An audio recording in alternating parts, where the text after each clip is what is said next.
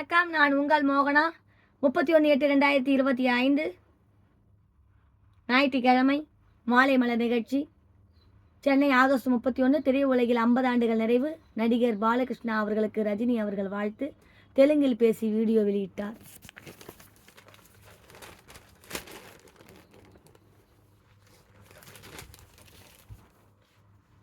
தெலுங்கு திரையுலகில் முன்னணி கதாநாயகனாக இருந்து வருபவர் பாலகிருஷ்ணன் அவர்கள். தெலுங்கு திரையுலகில் அவருக்கென ஏராளமான ரசிகர்கள் கூட்டம் இருந்து வருகிறது. ரசிகர்களால் பாலையா என்ற அன்போடு அழைக்கப்பட்டு வரும் பாலகிருஷ்ணர் திரையுலகிற்கு வந்த 50 ஆண்டுகளை கடந்த 14ஆம் தேதியுடன் நிறைவு செய்தார். இதையொட்டி அவர் உலக சாதனை புத்தகத்தில் இடம் பிடித்து வரலாற்று சாதனை படைத்தார். அவருக்கு திரையுலகில் ஏராளமானோர் வாழ்த்து தெரிவித்தனர். இந்நிலையில் நடிகர் ரஜினிகாந்த் அவர்கள் பாலகிருஷ்ணாவுக்கு வாழ்த்து தெரிவித்து வீடியோ வெளியிட்டு உள்ளார். தெலுங்கில் பேசி அவர் வெளியிட்டுள்ள வீடியோவில் பாலகிருஷ்ணா அவர்கள் பேசும் பஞ்ச் வசனங்களை அவரை தவிர வேறு யாரும் பேசினாலும் சிறப்பாக இருக்காது. பாலையா என்றாலே பாசிட்டிவ் விட்டி, பாலையா என்றால் எனர்ஜி, பாலையா என்றால் அன்பு. அவர் எங்கு இருந்தாலும் மகிழ்ச்சியாகவும் சிரிப்புமே இருக்கும். அவருக்கு போட்டி அவரே. பாலையா படம் நன்றாக ஓடுகிறது என்றால் அவரது ரசிகர்கள் மட்டுமல்ல, அனைத்து நடிகர்களின் ரசிகர்களும் மகிழ்ச்சி அடைவதுதான். அதுவே அவரது பலம். திரையுலகில் 50 ஆண்டுகளை நிறைவு செய்துள்ள பாலையா அவர்களுக்கு வாழ்த்துக்கள். ஐ லவ் யூ பாலையா, இவ்வாறு அவர் கூறியுள்ளார். ஆந்திராவின் முன்னாள் முதல் மந்திரியும் புகழ்பெற்ற நடிகருமான NTR எனும் நந்தமுரி அவர்கள் தரக ராமாவின் அவர்கள் 6வது மகன் பாலகிருஷ்ணா அவர்கள். இவர் கடந்த 1974ஆம் ஆண்டு தனது தந்தை NTRின் ததம்மகலா என்ற படத்தில் குழந்தை நட்சத்திரமாக நடித்தார். அப்போது அவருக்கு வயது 14. கடந்த 50 ஆண்டுகளில் பாலகிருஷ்ணா அவர்கள் சுமார் 100 படங்களுக்கு மேல் நடித்துள்ளார். அதில் பல படங்களை வெற்றி என்கின்ற படத்தின் மூலம் கதாநாயகனாக அறிமுகமானார். இந்த படம் கடந்த 1984ஆம் ஆண்டு வெளியானது. அவர் இரட்டை வேடங்களில் 13 படங்கள் நடித்துள்ளார். ஒரு படத்தில் மட்டும் 3 வேடங்கள் நடித்துள்ளார். தெலுங்கு திரையுலகில் 50 ஆண்டுகள் நிறைவாழ்க்கையில் கடந்த முதல் நடிகர் என்ற பெருமையும் சாதனையும் அவர் பெற்றுள்ளார் என்பது குறிப்பிடத்தக்கது.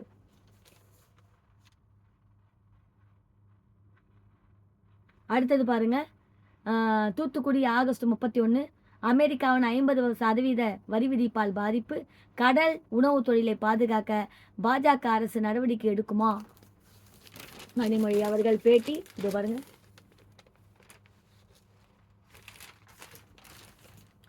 தூத்துக்குடியிலிருந்து அமெரிக்கா ஏற்றுமதி செய்யப்பட்ட பல கோடி ரூபாய் மதிப்பிலான இறாலை அமெரிக்காவின் அதிக வரி விதிப்பு காரணமாக அங்குள்ள இறக்குமதியாளர்கள் அதனை மீண்டும் திருப்பி அனுப்பினர். இதனால் கடல் உணவு தொழிலில் ஈடுபட்டுள்ளவர்கள் கடுமையாக பாதிக்கப்பட்டுள்ளனர்.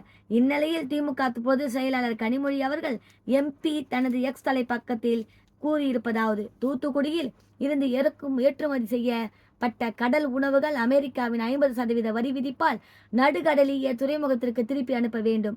அலுவலகத்தை பார்க்க வேதனையாக உள்ளது. மீனவர்கள் தொடங்கி உள்நாட்டு வணிகர்கள், ஏற்றுமதியாளர்கள் என கடல் உணவு தொழிலை நம்பியுள்ள லட்சக்கணக்கானவர்கள் வாழ்வாதாரத்தை பாதுகாக்க ஒன்றிய பாஜக அரசு ஏதேனும் நடவடிக்கை எடுக்குமா அல்லது வழக்கம் போல் அவர்களை கைவிடுமா என்று இவ்வாறு அதில் கூறப்பட்டுள்ளது.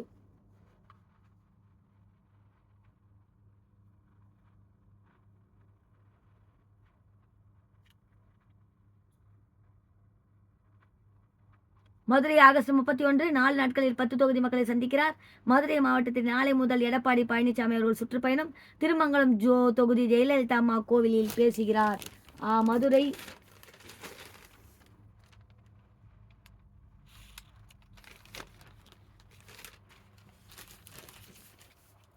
அதிமுக பொதுச்செயலாளர் எடப்பாடி பழனிசாமி அவர்கள் மக்களை காப்போம், தமிழகத்தை மீட்பு என்ற முழக்கத்துடன் தமிழகம் முழுவதும் சுற்றுப்பயணம் மேற்கொண்டு வருகிறார்.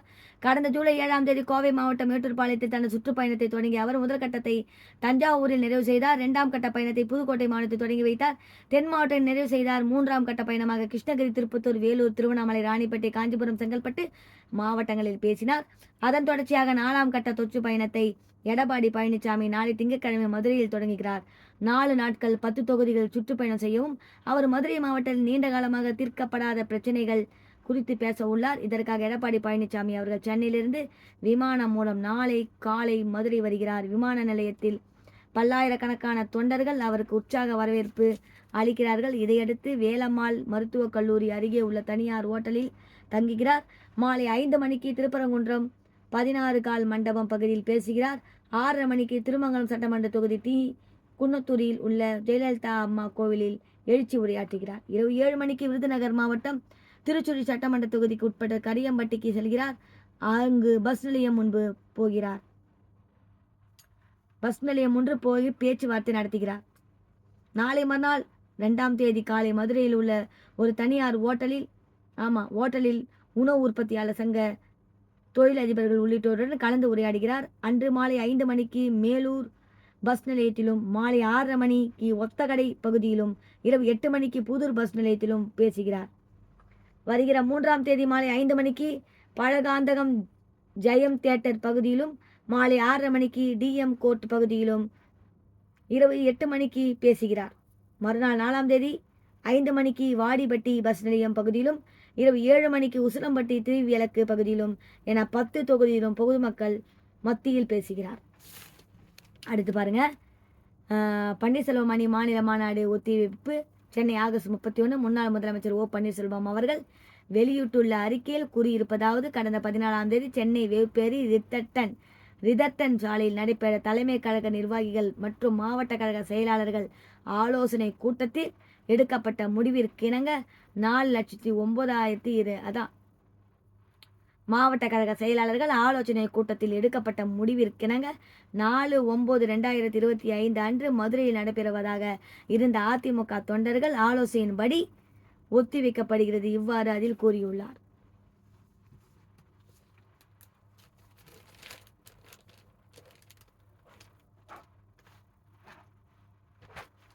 அடுத்தது பாருங்க, விபத்தில் சிக்கிய கார் அப்பளம் போல் நொறுங்கி கிடக்கும் காட்சி.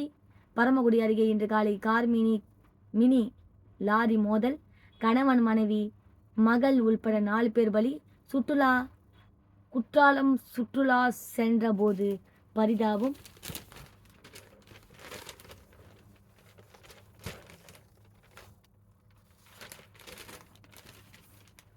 பரமக்குடி ஆகஸ்ட் 31. ராமநாதபுரம் செட்டியார் தெருவை சேர்ந்தவர் கோவிந்தராஜன், வயது 65, சொந்தமாக தொழில் செய்து வருகிறார். தென்காசி மாவட்டம் குற்றாலத்தில் தற்போது சாரல் மழையுடன் சீசன்களை கட்டியுள்ளதால் குடும்பத்துடன் சுற்றுலா செல்ல கோவிந்தராஜன் திட்டமிட்டார்.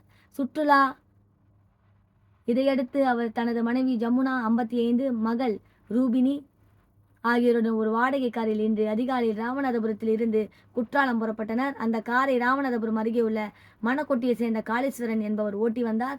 அதே சமயத்தில் மதுவில் இருந்த வீட்டை காலி செய்துவிட்டு ஒரு குடும்பத்தினரும் ராமநாதபுரம் நோக்கி மினி லாரியில் பொருட்களை ஏற்றிக்கொண்டு வந்தனர். மதுரை ராமநாதபுரம் நேரிய நெடுஞ்சாலையில் பரமக்குடி அருகே நென்மேனி என்ற இடத்தில் வந்தபோது மினி லாரியும் குற்றாலம் நோக்கி சென்று கொண்டிருந்த காரும் நேருக்கு நேர் பயங்கரமாக மோதி கொண்டன. அதிகாலை நேரம் என்பதால் மின்னல் வேகத்தில் வந்த 2 வாகனங்களும் மோதல் கொண்டதில் காரும் மினி லாரியும் அப்பளம் போல் நொறுங்கியது. மேலும் கட்டுப்பாட்டை இழந்த வேன் அதே இடத்தில் கவிழ்ந்து, இந்த கோர விபத்தில் காரில் பயணம் செய்த டிரைவர் காளீஸ்வரன், கோவிந்தராஜனின் மனைவி ஜமுனா, மகள் ரூபினி ஆகியோரின் காரின் இடிபாடுகள் சிக்கி உடல் நசுங்கி பரிதாபமாக இறந்தனர். அதேபோல் தலையில் பலத்த காயங்களுடன் கோவிந்தராஜன் உயிருக்கு போராடி கொண்டிருந்தார். மேலும் மினி லாரியில் பயணம் செய்த டிரைவர் முத்துராஜ் 23, ராகநாத 47, ஜெயமாலா 44 ஆகியோர் படுகாயமடைந்தனர். அந்த வழியாக சென்றவர்கள் கொடுத்த தகவலின் பேரில் சம்பவ இடத்துக்கு விரைந்து வந்து பரமக்குடி தாலுகா போலீசார் பொதுமக்கள் உதவியுடன் காயமடைந்தவர்களை மீட்டு பரமக்குடி மற்றும் மதுரை ராஜாஜி அரசு மருத்துவமனைக்கு அனுப்பி வைத்தனர். இதில் மதுரைக்கு கொண்டு செல்லப்பட்ட கோவிந்தராஜன் அங்கு செல்லும் வழியிலேயே இறந்தார். இதனால் பலி எண்ணிக்கை 4ஆக உயர்ந்தது. மற்றவர்கள் தொடர்ந்து சிகிச்சை பெற்று வருகிறார்கள். ஐயோ, இத்துடன் இந்த செய்திகள் முடிவடைகிறது. மேலும் வேறு ஒரு செய்தியுடன் நான் உங்களை சந்திக்கிறேன். அதுவரை டாடா பை பை சொல்லி விடைபெறுகிறேன். உங்கள் மோகனா. நன்றி, வணக்கம்.